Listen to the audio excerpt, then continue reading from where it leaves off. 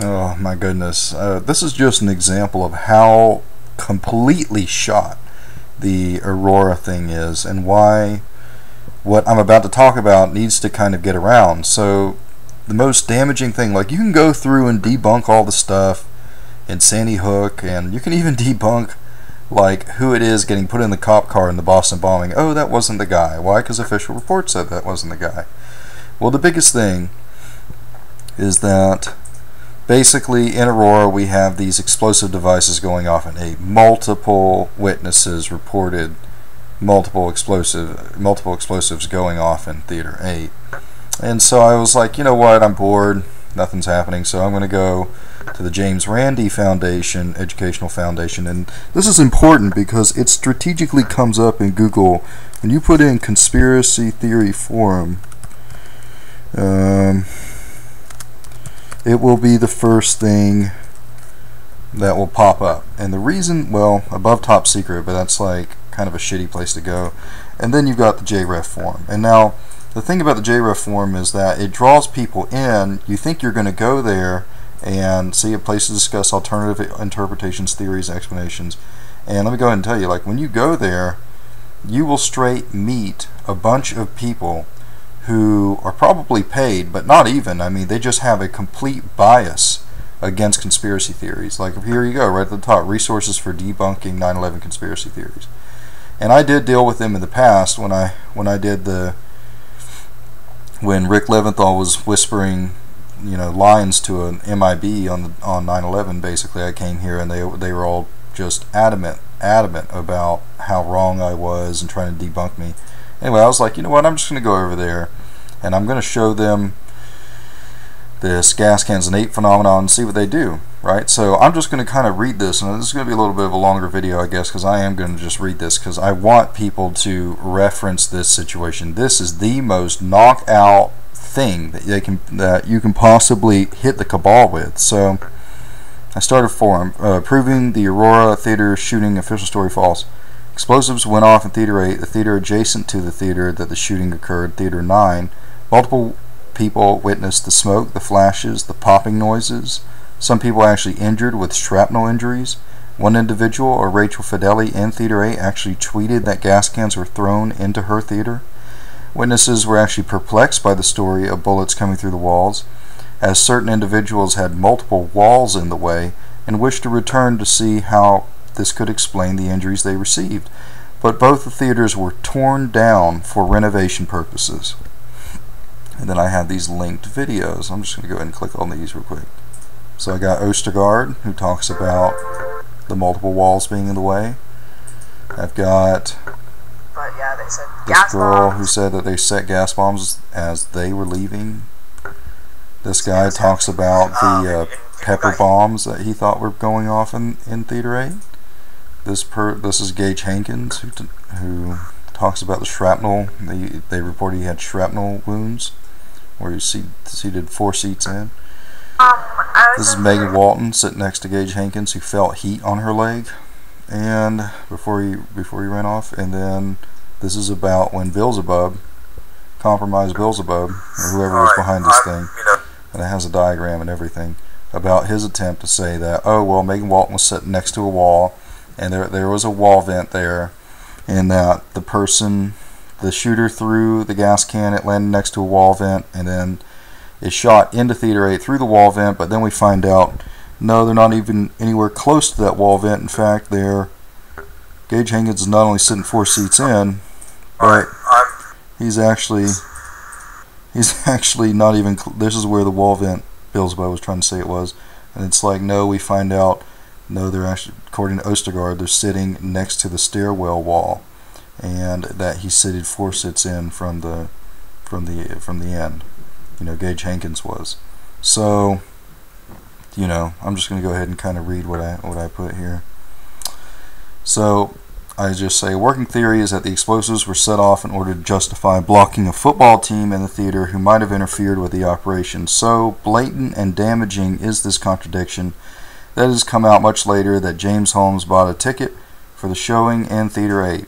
The case might be made that Holmes planted timed explosives in the adjacent theater, and that this simply has not been reported with the gag order prior to the trial. Regardless, such a story, and especially stories such as Zach Goldich's, would be extremely damaging to the confidence in the official story, since Goldich was originally told he had a shrapnel injury, which Zach said he felt a firecracker go off behind his head, and the doctor refuting that description, saying he was shot by a bullet penetrating through the wall. So right off the bat, I'm getting hit with this. Basically, they do this, shows do this like obnoxious thing where they're just kind of like, it's like this intimidation move. Like they try to, anyway, look at it right off the bat. They did that.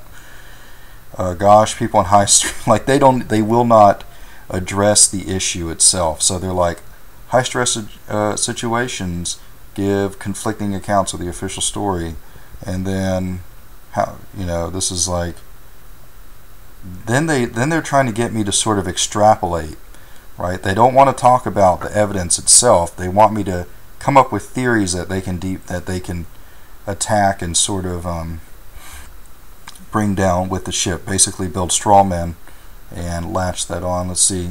Now they're attacking the fact that I'm using YouTube videos. Besides the fact that the sources are not YouTube videos themselves. The sources are news and eyewitnesses. The YouTube videos are just compilations of that information.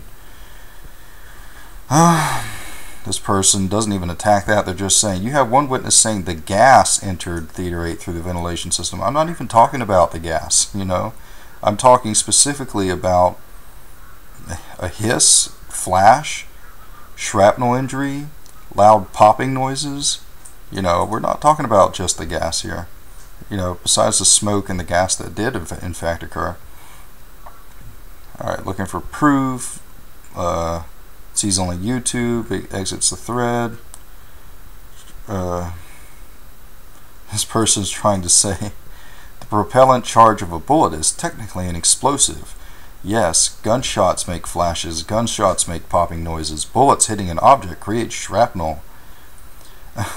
So, that's hilarious. I'm going to link this so people can look at this. Then I come in, like after an hour or so, I go, ha ha ha, predictable. I remember the purpose of this forum. Anyway, someone basically posed as a conspiracy theorist and discovered, because they were wondering, there was like a 17-minute video of how I refuted a debunking attempt, and they didn't want to have to watch it, so I just said, anyway, someone basically posed as a conspiracy theorist, talking about Beelzebub, or whoever that was behind the Beelzebub, and discovered the anomaly on their blog, despite our already having made a big deal out of it. They attempted to invite me and other investigators to do a show with them at some point a few days later. I refused regardless, but before the show was to even begin, the person attempted to say the explosive device was a wall vent situated close to the floor, next to Megan Walton's leg. This was to account for the heat she experienced, since the explosive was simply the gas can thrown in 9, landing near the wall vent. How convenient. Lo and behold, we discovered their teacher, Ostergaard, who describes where they were seated, in conjunction with another article who claims Gage Hankins is seated 4 seats in. And they are nowhere near the adjoining wall to Theater 9. In fact, they are in the worst possible place to experience a penetrating bullet. They are in the middle section next to the stairwell. The stairwell has a wall keeping people from falling into the gap created by the ascending stairway. This is why Ostergaard has a hard time reconciling his experience with the official story for their injuries. Not to mention there is an additional stairwell wall in the other theater, meaning the number of walls needed to be penetrated is likely to be 3. This is besides the fact that the shooter is firing the opposite direction of Theater 8 while ascending the stairs, according to the earliest interviews with Jennifer Seeger. She and Dates, who saw the person with a goatee opening the door to the right, waving someone to his location before the shooting, were sitting on the right side of the theater, and describes waiting for the shooter to ascend the stairs on the left side. While it is not necessarily the case, the shooter ascending the left side of the theater would have been firing the opposite direction of Theater 8 to fire into the crowd. It's just so amazingly bad they can't even do it. So they're attacking, so they're making fun of like stupid stuff. NWO was worried they'd go for the shotgun. Perhaps it might not be best for postpone, blah blah blah. Some people are despicable. And I'm just like, I guess this issue will just be ignored. I certainly don't expect people to go, oh my God, what are the implications of there being conspiracy? No, in fact, I'll just do everyone a nice favor and let you know what you should do in light of this revelation. Keep the story on your minds. Spread the word of the issue. Trust me, there are plenty more, which I will ignore for now. And finally, extrapolate upon the notion that such an event could be an act of conspiracy, and what enormous implications quickly become apparent. Now they're just attacking, go Wolverines, making fun of that football thing, CIA shills. The guy literally just says, like, no thanks, I'll pass. Like, they're just coming up. It's so funny to watch them squirm with this. It seems that Holmes has pled not guilty. It's like, yeah, bro, he's in on it. Alright, look, then I'm like, ha ha ha, how very interesting. No attempt to address the phenomenon directly. Quote, we heard a hiss, saw smoke, a loud bang, and then I felt pressure on my arm. I didn't even mention the fact that the guy said that they saw flashes, right? That's just a direct quote. Comes from Gage Hankins. Teacher says they all saw a flash. Oh, well, I did mention. Walton says she felt heat on her leg. Takers. Look, they're trying to get me to extrapolate so they can attack it. What phenomenon? Like, what are you talking about? What I posted the thread on. Could you please tell us what you think actually happened? Like, please, anything but this. We can't handle this. The OP is not doing a good job of explaining his hypothesis. Oh my gosh. This is why people basically need to understand philosophy or being educated on, dialectics and whatever. Philosophy is underrated. I'm owning the fucking world with it. Okay, Nevius. Hypothesis. Now, yeah, because they're all asking me to extrapolate on my hypothesis. The whys of the event. Okay, then I'm like, hypothesis that these people are telling the truth, that there are explosive devices in Theater 8. Official story says these experiences are to be accounted for by bullets penetrating through the walls. From the looks of this thread, it would appear no one is yet agreeing with the official explanation. You know what I'm saying? Like, they won't basically say that a bullet penetrating through the wall is going to account for the heat on the leg, for the hiss, for the flash.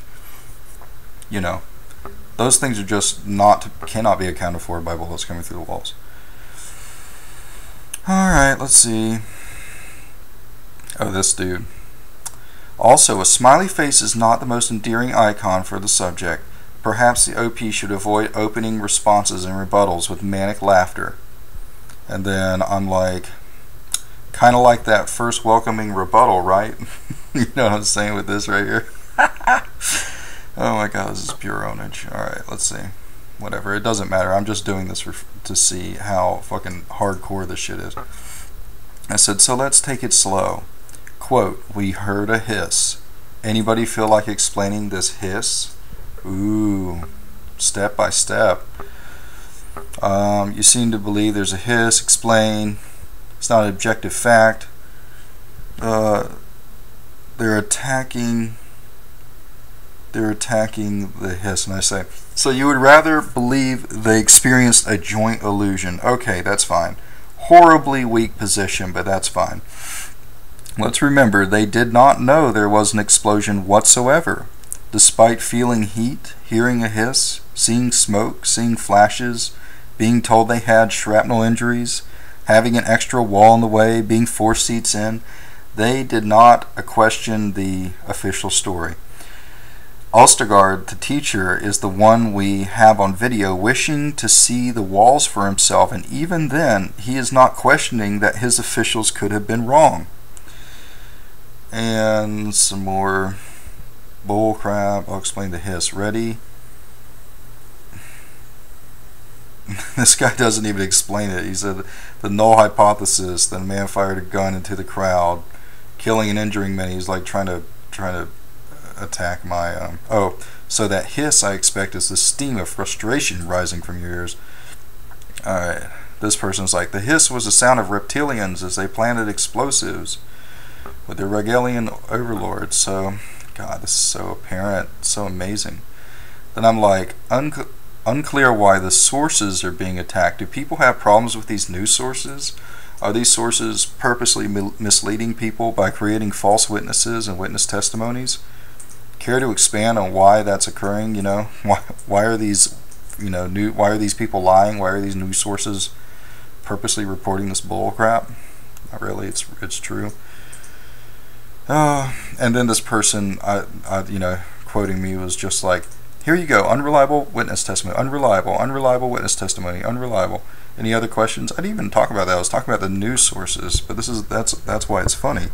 They're actually trying to say that there is just a joint illusion occurring.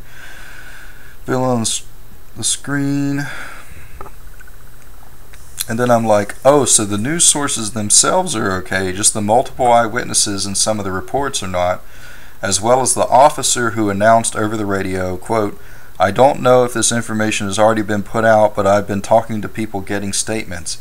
It sounds like we have possibly 2 shooters, one that was in Theater 8 seated, end quote. One that was in Theater 8 seated, end quote. Suspects seated in Theater 8, I asked? Added to the Theater 8 witness who said they set gas bombs as they were leaving. Well, my. Oh my god. Oh, now they're saying I'm building straw men. Okay, I don't know how long this was, but just the fact that it's the most top-notch shills out there that can't handle this. Honestly, like, everybody just needs to be making a big deal of this. Yes, they can cover it up. Yes, they can say James Holmes placed some timed explosives in there. Yes, they are inclinating towards that because recent hearings are saying that he bought a ticket for Theater 8. And you know what? I just want them to do it. Go ahead and say that. Timed explosives.